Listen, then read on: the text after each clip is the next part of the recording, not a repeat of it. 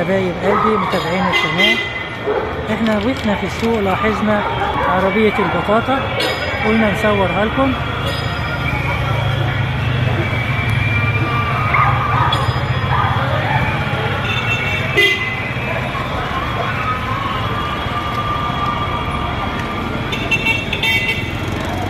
على فكرة البطاطا اللي بتتشوى في العربية بيبقى طعمها جميل جدا.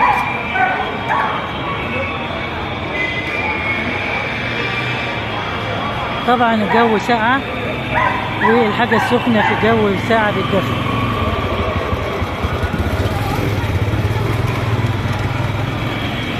الوحدة البطاطا بكام يا ريس؟ الوحدة البطاطا بكام؟ زي ما انت عايز. لا قول انت بتبيع بكام الوحدة؟ في ب5، في بالطبق ب5 ب10. يعني في بالوحدة وفي بالطبق؟ طبق مهروس كده. مهروس كمان؟ بالموز والعسل والسكر. يا بكام بقى الطبق؟ في ب10 في ب15. طيب ماشي. في ب5 جنيه. اللي هو من غير هرش بقى. ماشي، ربنا يوسع عليك ويرزقك يا رب. اتفضل.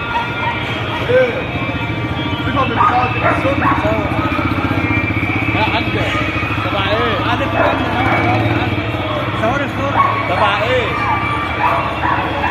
حبايبي ده كان الفيديو بتاعنا النهارده، واستودعكم الله الذي لا تضيع ودائعه، الى ان نلتقي بفيديو اخر جديد. لكم مني الف تحية والف سلام والى اللقاء.